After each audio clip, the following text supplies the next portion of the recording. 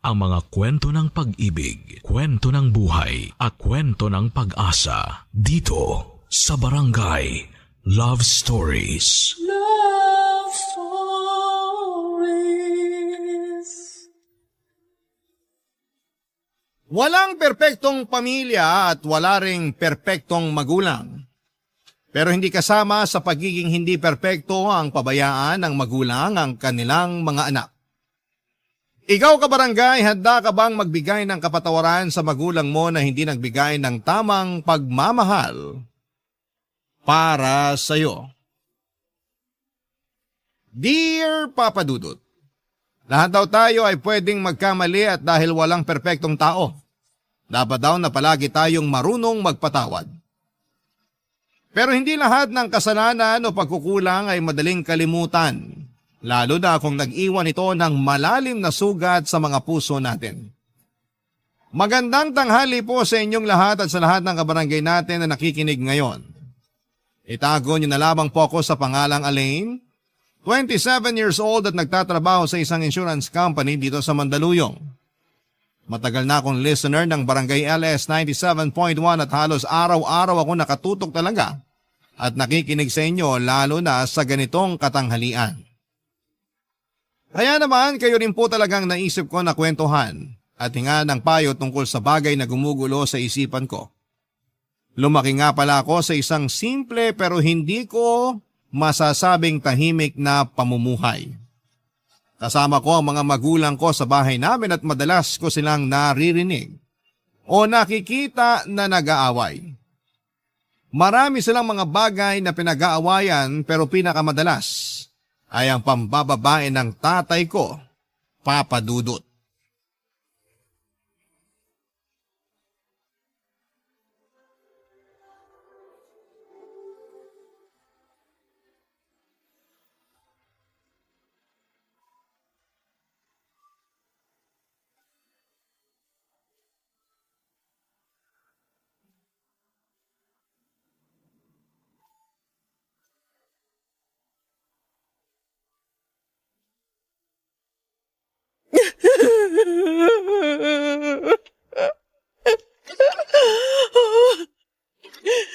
Nay, ano pong hapunan natin? Nagugutom na po kasi ako, tsaka... Nay? Umiiyak po ba kayo? Nay, ano pong nangyari? Bakit po kayo umiiyak? Elaine, ang tatay mo. Wala na siya. Umalis na siya. Iniwan niya na tayo. Ano pong ibig niyong sabihin na iniwan niya na tayo? Umalis siya kanina at dinala niya na mga gamit niya. Ha? Pero bakit po yung ginawa ni tatay? Dahil lang sabi niya, buntis na raw ang kabit niya at kailangan niya ng panagutan yung babae na yon. May kabit na naman po si tatay? Oo, Elaine. Matagal ko nang alam yon at hindi ko lang sinabi sa'yo kasi ayokong masira ang atensyon mo sa pag-aaral. Matagal nang gustong makipaghiwalay sa akin ang tatay mo pero nakiusap lang ako sa kanya na huwag niya tayong iwanan. Na okay lang sa akin kahit may kabit siya. Basta uuwi pa rin siya dito sa bahay natin. Sabi ko naman po sa inyo dati pa eh. Na kung hindi na kayo masaya kay tatay, okay lang po sa akin na maghiwalay na kayo. Pero bakit naman po pumayag pa kayo na lokohin niya kayo ng paulit-ulit? Dahil ayoko kang masira ang pamilya na to. Hindi mo ba naiintindihan yun? Gusto kong manatili tayong buo sa bahay na to. Kahit alam niyo na hindi na kayo mahal ni tatay? Oo! Ayos lang sa akin ang lahat basta magkakasama tayo. Ayos lang talaga sa akin. Kaya hindi ko maintindihan kung bakit kailangan pa tayong iwan ang tatay mo. Tanggap ko naman kahit nalaman kong buntis na ang kabit niya. Sinabi ko sa kanya na ayos lang kahit... Nay, naririnig niyo po ba yung sinasabi niyo? Ayos lang po talaga sa inyo kahit nabuntis ni tatay ang kabit niya? Wala na po ba talaga kayo natitirang respeto para sa sarili nyo? Hindi mo kasi ako naiintindihan, Alin. Nay, mahal ko rin naman po si tatay. Pero hindi na po talaga tama ang ginagawa niya sa inyo. Kaya wala na rin ako nakikitang dahilan para mahalin at irespeto ko pa siya bilang tatay ko. Huwag mo gang sabihin yan. Tatay mo pa rin siya. Kung marunong siya magpakatatay, hindi siya aalis ng bahay na to. Hindi niya kayo lolokohin. At hindi siya magkakaroon ng anak sa ibang babae. Kaya gumising na po sana kayo. Huwag niyo na pong iyakan ng isang walang kwentang tao na gaya niya. Hindi ko kaya. Hindi ko kaya na mawala siya sa buhay ko, anak. Hindi ko kaya na mawala siya sa atin. Kakayanin niyo po, Nay. Kakayanin niyo para sa akin. Kakayanin po natin mabuhay nang wala siya. Pangako, hindi po ako mawawala sa tabi niyo. Gagawin ko ang lahat para mabuhay tayo nang wala si tatay sa bahay na to.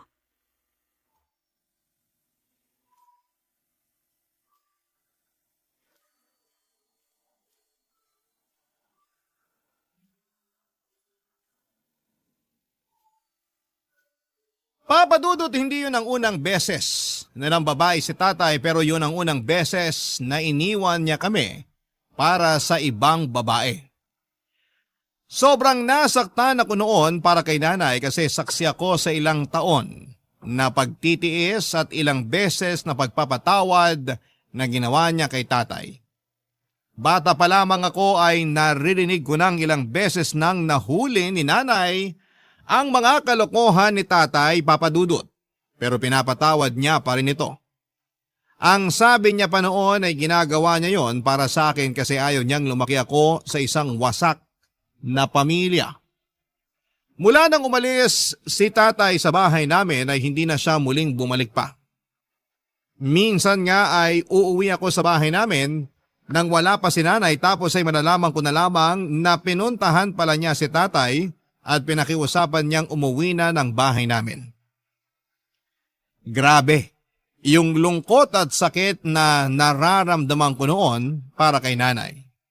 Dahil ilang beses ko siyang nakikitang umiiyak at tinatanong ang sarili niya kung saan ba siya nagkulang bilang asawa ng tatay ko. Pero sinabi ko kay nanay na hindi namin kailangan na ipilit ang mga sarili namin kay tatay. Kung ayaw na niya talaga sa amin ay kakayanin namin na mabuhay nang wala siya. Doon ako nagsimula na maging working student. Pinilit kong igapang ang pag-aaral ko at ilang pangangailangan sa bahay. Kaya lang ay nagkasakit naman si nanay at kinailangan namin ng pera dahil na-confine siya sa ospital. Labag man sa loob ko. Pinuntahan ko si tatay sa bahay ng kabit niya para humingi ng tulong sa kanya, Papa Dudut.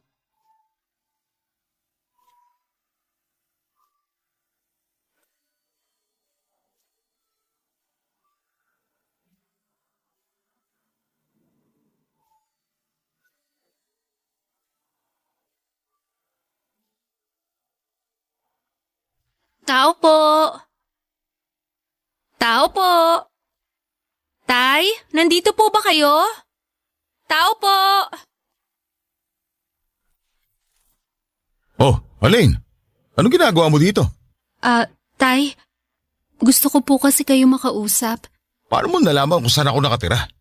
Nakita ko po sa maliit na notebook ni nanay na palagi niyang dala kapag umaalis siya ng bahay. Bakit ka ba nandito? Kailangan ko po kayo makausap, Tay. Umalis ka na, dahil wala naman tayong dapat pag-usapan. Kailangan ko po ng tulong niyo, Tay. Nasa ospital po si nanay at kailangan na maoperahan siya agad. Hindi ako doktor, kaya bakit ako pinuntahan mo?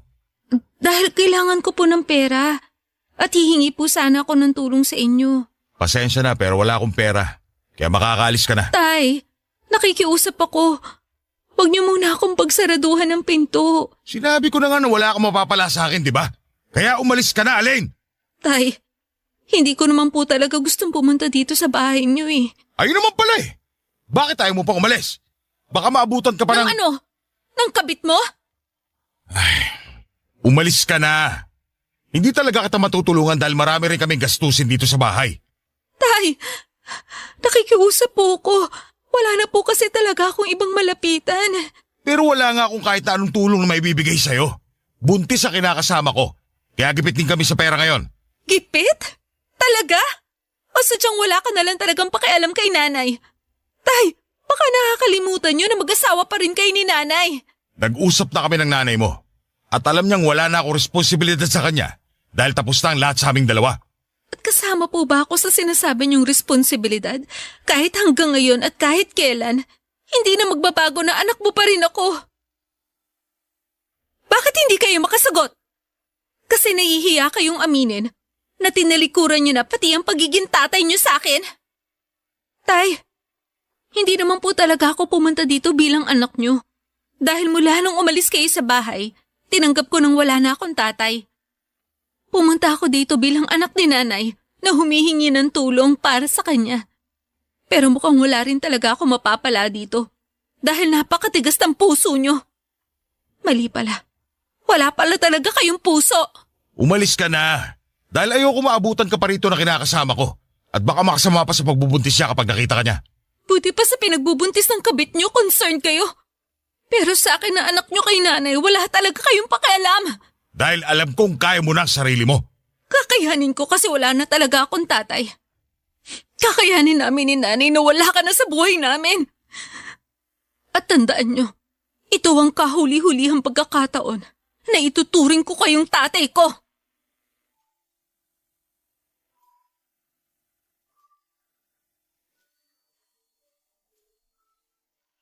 Papadudot nang sabihin ng doktor noon na kailangan na maoperahan si nanay sa lalong madaling panahon ay hindi na ako masyadong nakapag-isip noon. Pumunta na kaagad ako kay tatay para humingi ng tulong para sa kanya. Alam ko kung saan siya nakatira noon kasama ang kabit niya dahil nakita ko na nakasulat yon sa maliit na notebook ni nanay noon. Naisip ko na kahit papaano ay magiging concern pa rin si tatay kay nanay dahil mag-asawa pa rin sila sa papel. Ilang taon din silang nagsama at minahal siya ng sobra ng nanay ko. Kahit na iniwan na niya kami, alam ko na hindi niya hahayaan na may masamang mangyari kay nanay. Pero nagkamali ako sa akala ko dahil naging napakatigas ng puso ng tatay ko. At kahit na anong pakiusap o pagmamakaawa ang gawin ko noon, ay talagang tiniis ako ni tatay na hindi tulungan sa panggastos para sa operasyon ni nanay. Papadudot hindi ako makapaniwala na wala na talagang natira ni katiting na pagmamahal si tatay para kay nanay. Mabuti na lamang at nahingan ko ng tulong noon ang isa kong kaklase at pinahiram niya ako ng pera para sa operasyon ng nanay ko ng mga panahong kailangan namin ng tulong. Papadudot. Barangay Love Stories. Barangay Love Stories. Papadudot yung araw na humingi ako ng tulong kay tatay para kay nanay ay ang araw na kailanman ay hindi ko makakalimutan sa tanang buhay ko. Sa ilang taon na pagsasama ng mga magulang ko noon ay walang ibang ginawa si nanay kung hindi ang mahalin si tatay. Kahit nagtatrabaho si tatay ay tumatanggap pa rin ng labada noon si nanay para may ambag siya sa panggastos sa bahay. Hindi rin kasi buo ang ibinibigay ni tatay na sahod noon kay nanay, nasa kalahati lang o minsan nga ay mas maliit pa doon. Palaging sinasabi ni tatay na marami silang ginagastos sa trabaho o binabayaran na utang. Ayun pala ginagastos niya yon sa kabit niyang ibinahay niya, papadudot. At pagkatapos niya akong hindi tulungan na maoperahan si nanay ay tinatako na talaga sa isipan ko na patay na ang tatay ko. Naging maayos naman si nanay pagkatapos ng kanyang operasyon at mula noon ay naging mas porsigido ako sa pagtatrabaho at pag-aaral. Dahil hindi ko na pinayagan si nanay na tumanggap ng labada, nagdagdag ako ng oras sa part-time job ko para mapagkasya ang sinasahod ko sa lahat ng mga gastusin namin. Pilit kong pinagkakasya ang oras ko sa trabaho pag-aaral, at konting pahinga, Papa Dudut.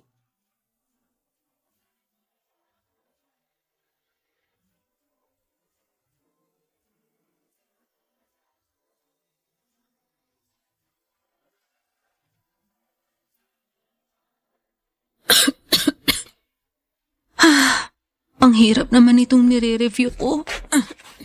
Alin, anak? Oh, Nay. Bakit gising pa po kayo? Mag-aalas 2 na po na madaling araw Hindi rin kasi ako makatulog, saka naririnig ko na rin kasi ang pag-ubo mo. Nagising po ba kayo dahil sa pag-ubo ko? Pasensya na po kayo kasi hindi ko rin po talaga mapigilan Ayos lang. Hindi lang din naman talaga ako makatulog. Eto ginawang kita ng calamansi juice. Naku, salamat po. At yan po talaga ang kailangan ko. Sakto kasi dito niyo pa tinimpla sa paboritong tasa ko. Siyempre naman, alam ko na itong tasa rin ang gusto mong palaging iniinuman. Pero bakit ba hindi ka na lang muna magpahinga? Ilang araw ka na ring puyat at inuubo. Hindi po pwede kasi maaga rin po ang exam ko mamaya. Hindi ka na ba talaga matutulog? May oras pa naman po ako para umidlip. Kasi malapit na rin po ako matapos dito sa nire-review ko. Ang sarap po nitong calamansi juice na ginawa nyo. Naku, mabuti naman at nagustuhan mo. Kasi alam ko na makakatulong din yan para hindi na masyadong mangati ang lalamunan mo. Malaking tulong po talaga to. Salamat po. Medyo gagabahin nga po pala ako ng uwi mamaya. Kasi magdadagdag po ako ng oras dun sa part-time job ko. Bakit naman magdadagdag ka pa ng oras sa trabaho? Nagpaalam po kasi yung isang katrabaho ko na hindi siya makakapasok mamaya dahil masama yung pakiramdam niya. Ako na po nag-volunteer na saluhin yung shift niya. Masama din naman ang pakiramdam mo, kaya dapat hindi mo na ginawa yun. Konting pahinga lang naman po ang kailangan ko pagkatapos ng klase ko. At saka, bayaran na rin po kasi ng bills natin para sa tubig at kuryente. Kaya kailangan ko rin po talaga magdagdag ng oras sa trabaho. Pasensya ka na anak ha. Wala na akong naitutulong halos dito sa bahay. Ano po ba yung sinasabi niyo, Nay? Halos wala na nga po akong ibang ginagawa dito sa bahay kundi mag-aral at magpahinga. Dahil lahat ng gawaing bahay inaasikaso niyo na po. Ayun lang naman kasi ang pwede kong gawin. Kasi ayaw mo na akong payagan na tumanggap ng labada. Kasi po baka makasama pa sa katawan niyo. Di naman ako magpapakapagod sa paglalaba, Alin. Kaya ko pang tumanggap ng labada para kahit papaano. Nay, pinag-usapan na po natin to, di ba? Oo na. Ang gusto ko po, nandito lang kayo palagi sa bahay. At kung kikilos man kayo, yung mga gawain lang dito sa bahay. Ayoko na po na masyado niyong pinapagod ang sarili niyo. Pero nahihiya na kasi ako sa iyo, anak. Tignan mo nga ang sarili mo, Ang payat-payat mo na kasi palagi kang pagod at puyat sa trabaho at sa pag-aaral mo. Nag-diet lang po talaga ako, Nay. Hindi po to dahil sa pagod o puyat. Kaya wag po kayo masyado mag-alala sa akin. May konting ubo lang po ako ngayon pero ayos lang po talaga ako. Alam ko naman po na hindi talaga madali ang sitwasyon natin ngayon. Wag po kayong mag-alala. Gagawin ko po talaga ang lahat para makatapos ako sa pag-aaral. At mas magiging maayos ang buhay natin. Papa Dudut, ginawa ni Nanay ang lahat para makatulong sa akin. Nung una nga ay ayaw niya pang pumayag nang sabihin ko sa kanya na huminto na siya sa pagtanggap ng mga labada. Ayaw niya raw kasi na maging pabigat sa akin. Sinabi ko kay Nanay na kahit kailan ay hindi siya naging o magiging pabigat sa akin. Kaya sa huli pumayag na rin siya sa pakiusap ko na hindi na tumanggap ng labada. Pero kahit na hindi na tumatanggap si Nanay ng labada ay grabe naman ang pag-aasikaso na ginagawa niya sa akin noon. Kapag nasa bahay ako ay sinisigurado ni Nanay na may maihahanda siyang pagkain para sa akin. Inaasikaso niya rin ang mga gamit o uniform ko na para sa school o sa trabaho. At madalas na hinihintay niya pa akong makauwi ng bahay para sabay kaming kumain. Mga simpleng bagay na ginagawa niya pero sobrang na-appreciate ko talaga, Papa Dudut. Kaya naman para sa kanya din talaga lahat ng pagsusumikap ko noon na makatapos ng pag-aaral ko Papa Dudut.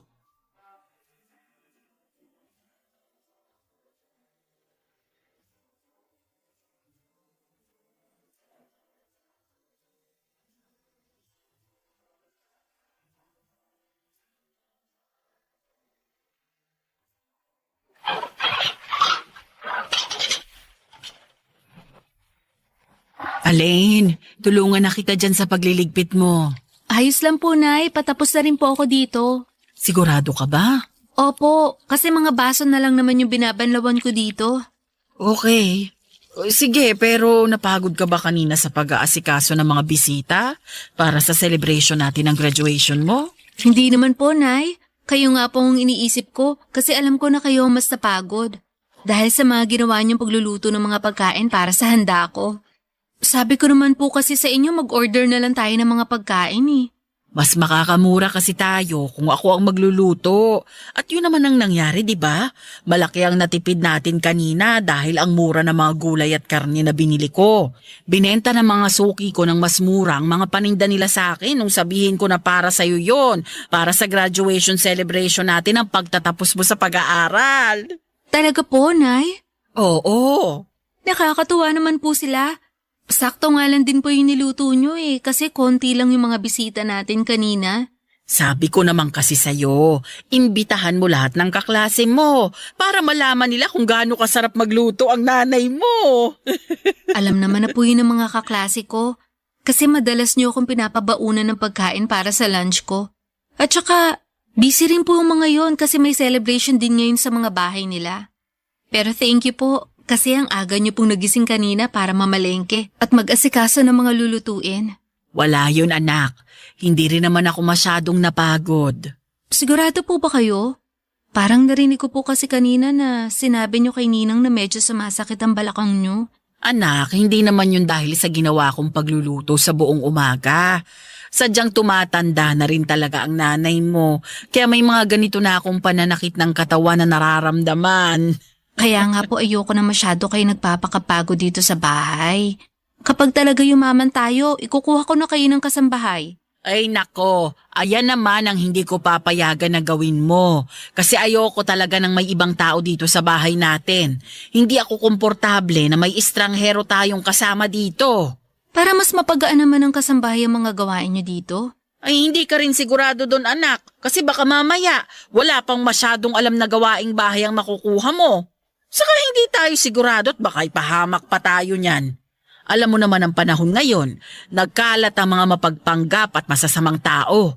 Ang dami kayang nababalita sa TV at radyo ngayon na mga kasambahay mismo nila ang nagnanakaw o gumagawa ng masama sa mga amo nila. Siyempre hindi po kukuha ng hindi mapagkakatiwalaan na kasambahay. Ano naman ang magiging basihan mo dyan, Aber? Yung mukha nila. Yung mga dokumento na pwede at madali lang gawa ng pekeng kopya.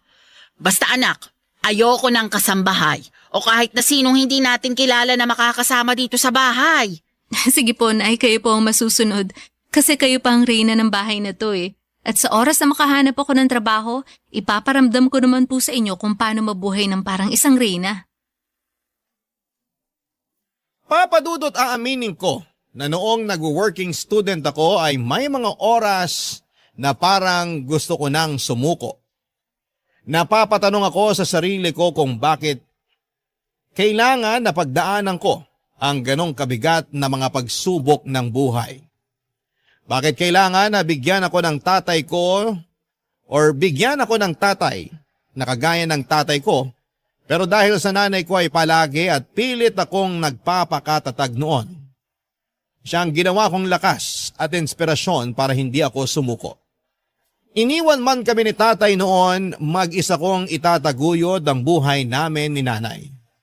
Tutuparin ko lahat ng mga pangarap namin kahit kaming dalawa na lamang ang magkasama sa buhay. Hindi madali pero kinaya kong gawin lahat ng yon. Kinaya ko kasi palaging nasa tabi ko si nanay at pinaparamdam ang kanyang suporta, pag-aalaga at pagmamahal. Kaya naman nang makatapos ako ng pag-aaral, alam ko sa sarili ko na si nanay lang ang dahilan kung bakit at paano ko yon nagawa. Siya nag-iisang dahilan para pilit kong abutin ang mga pangarap ko noon sa buhay ng mag-isa. Papa Dudut. Barangay Love Stories. Barangay Love Stories. Papa Dudut, nang makatapos ako ng pag-aaral, ay mas naging porsigido ako sa buhay.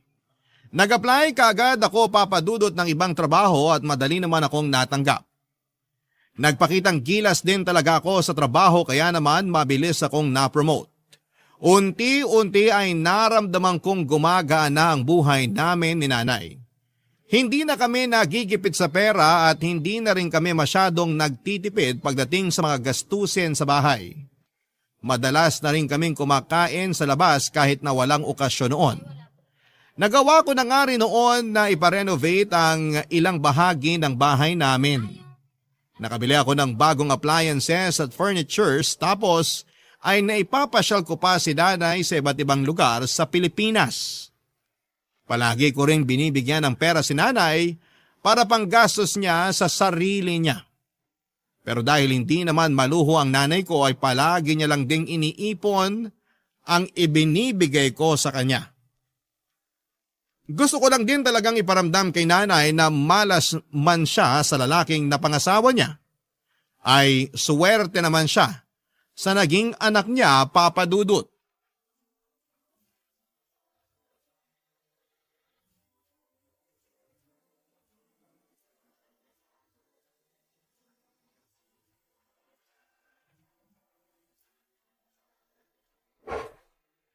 Ang ganda naman ng tasa na to. May nakadrawing pa talaga na sunflower sa gitna. Sana meron din akong ganitong tasa. Nay, nasa kusina po ba kayo? Nagugutom na rin po kasi ako kaya... Sino ka? Ay, hello po. Good evening po, Ate Aline. Sino ka at bakit kilala mo ko? Ako po si Abigail. Kapatid niyo po ako. Kapatid? Ano ba yung sinasabi mo? Tsaka ano ba yung ginagawa mo dito sa loob ng bahay namin? Sino nagpapasok sa'yo dito? Abigail, anak? Uy, Alain! Alain, nakauwi ka na pala. Tay! Tita! Buti po nakauwi na kayo. Sakto, kasi nandito na rin po si Ate Aline. Tay, siya po yung ate ko, di ba po? Yung nasa picture na nakalagay sa wallet niyo po. Yung palagi niyo pong kinukwento na maganda, mabait, at masipag na ate ko. Siya nga, Abigail. Siya ang kapatid mo, si Ate Alain.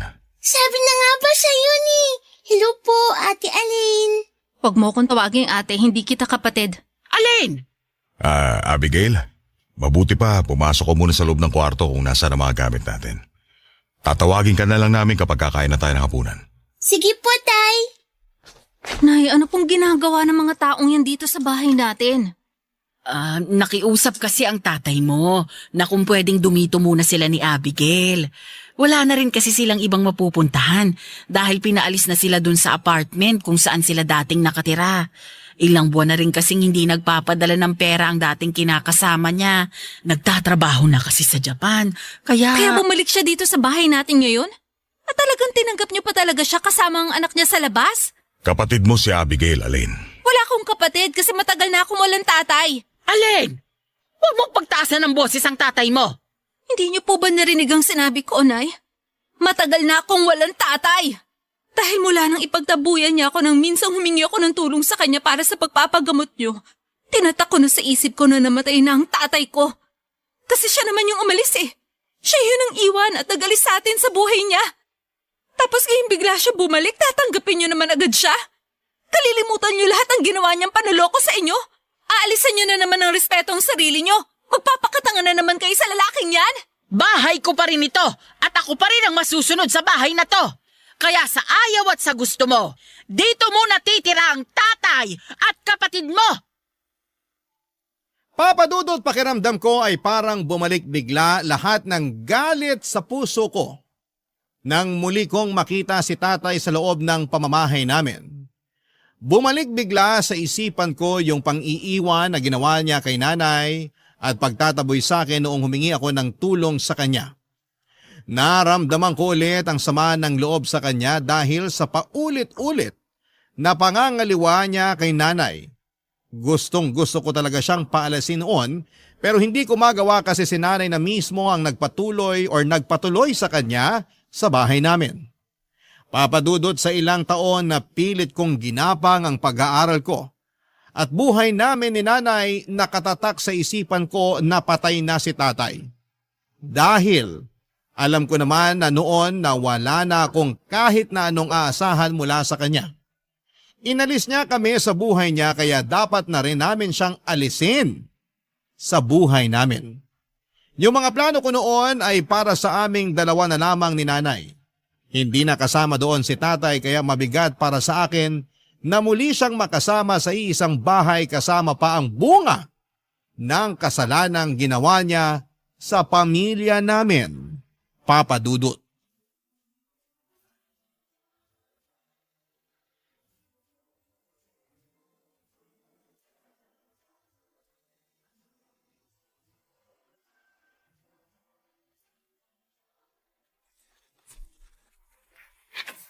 Tita, ano pong ginagawa niyo?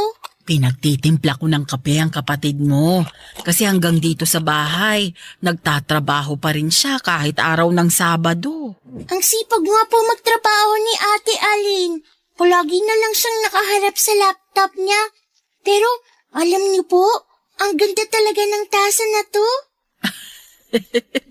Nagustuhan mo ba yan? Opo, ang cute kasi ng sunflower na nakadrawing dito sa tasa. Paboritong tasa yan ng ate mo. Talaga po? Oo, ito yung madalas na gusto niyang paglagyan ng mga tinitimpla ko sa kanyang inumin. Regalo ko rin sa kanya ito noong 15th birthday niya. At mula noon, ito na yung naging paboritong tasa niya. Kaya po pala parang espesyal sa kanyang tasa na yan. Ganun na nga. Pero wag kang mag-alala. Ibibili rin kita ng ganyan kapag may nakita na ako sa palengke. Yay! Thank you po, tita. Pero okay lang po ba kung ako nang magdala ng kape ni Ate Aline sa kanya? Sigurado ka? Gusto mong ikaw ang maghatid nito sa Ate Aline mo? Opo, okay lang po ba? Oo naman, sige. Eto, dalhin mo na tong tasa ng kape sa sala kasi andun ang kapatid mo. Sige po, ako na pong bahala dito. Salamat, Abigail. Pupunta lang din ako sa likod ng bahay. Tutulungan ko ang tatay mo sa paglilinis doon. Dadalhin ko na rin po tong tasa ng kape ni Ate Aline. Aray! Oh, hala, nabitiwan ko yung tasa ng kape ni Ate Aline. Ano yung nabasag? Teka, paboritong tasa ko yan ah! Ate Aline, sorry po. Nabitiwan ko yung tasa ng kape kasi hindi ko po napansin na may tsinelas pong nakaaring sa dadaanan ko. Pero hindi naman po ako nasaktan kasi malayo sa paa ko Ano ba sa tingin mo ang ginagawa mo? Hindi mo ba alam na regalo pa sa akin ni nanay ang tasang yan? Tapos babasagin mo lang? Ate Aline, hindi ko naman po talaga sinasadya. Sorry po. Anong hindi mo sinasadya? Halika nga dito! Aray, ate, nasasaktan po ako. Bitiwan niyo na po ang braso ko. Alam mo, ikaw? Gawain mo rin talaga manira ng mga gamit dito sa bahay namin, no? Dahil ikaw din ang dahilan kung bakit nasira ang pamilya namin. Alam mo ba yon, ha? Ikaw ang sumira sa pamilya namin. Kaya dapat sa'yo tinuturuan ng leksyon para maputol agad yung mga sungay mo. Aray ko, tama na po. Huwag niyo na po ako paluin. Tatay, tita, tulungan niyo po ako. Ayoko Ano bang nangyayari dito? Oh, Diyos ko!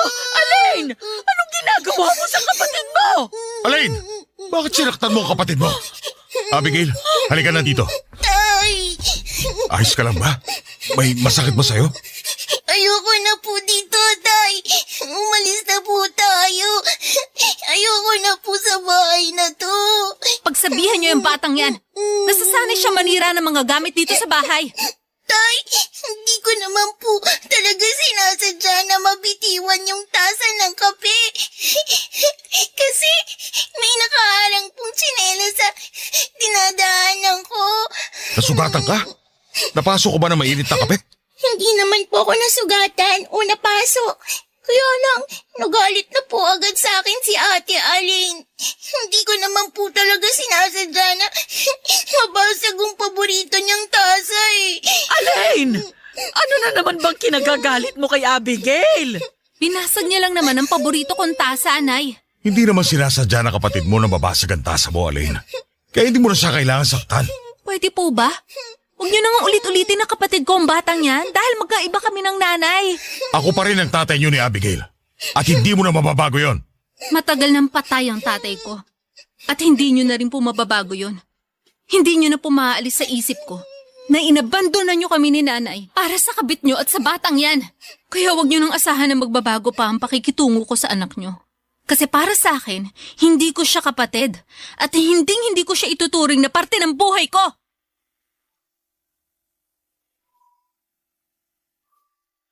Papa Dudut, tutol talaga ako sa muling pagbabalik ni tatay sa bahay namin tapos ay sinama niya pa ang anak niya sa kabit niya. Wala na akong pakialam kung nakarma na ba talaga siya o pinagsisisihan niya ang naging kasalanan niya. Dahil ilang taon siyang walang naging pakialam sa amin. Kahit sinabi niya na gusto niyang makabawi sa amin o sa akin na anak niya ay hindi na kailangan dahil hindi na maibabalik pa yung panahon na naghirap kami ni nanay ng dahil sa kanya. Matagal na pong patay si tatay para sa akin. Wala na akong balak noon na makipag-ayos pa sa kanya. Maayos na kasi ang buhay namin ni nanay at hindi ko alam kung bakit kailangan niya pang pabalikin si tatay sa buhay namin. Pero kahit magkasama kami sa isang bahay ay hindi ko sila gaanong kinikibo ng anak niya. Walang dahilan para kausapin ko pa sila ng anak niya. Kaya naiinis ako kay nanay kapag nakikita ko na inaasikaso niya ang mga ito. Nung una nga ay pareho pa si tatay at Abigail na nasa bahay lang pero dahil sa pagpaparinig sa mga gastusin sa bahay ay muling nagtrabaho si tatay bilang barker sa malapit na sakayan ng jeep. Napakabigat din ang loob ko noon kay Abigail dahil siya ang bunga ng pagkakasalang nagawa ni tatay kay nanay. Alam ko na walang kasalanan ng bata pero hindi ko pa rin maalis ang bigat na nararamdaman ko para sa kanya. Hanggang ngayon ay nasa bahay pa rin namin sina tatay at Abigail at aaminin ko sa inyo Papa Dudut na hindi pa rin maayos ang pakikitungo ko sa kanila. Hindi nyo naman ako masisisi kung maging ganito ako sa kanila dahil sa mga pinagdaanan ko sa buhay. Nakakapagod, magalit, magdabog at magparinig. Pero hindi ko mapigilan ang sarili ko.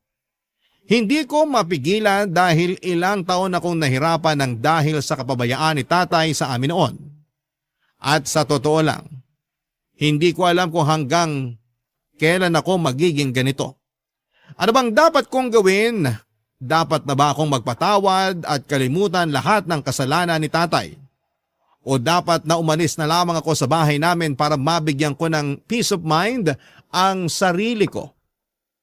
Hanggang dito na lamang po ang sulat ko at umaasa ako na makarinig ako ng payo mula sa inyo at sa mga kabarangay natin. Ang inyong forever kapuso at kabarangay, Alain. Barangay Love Stories. Barangay Love Stories.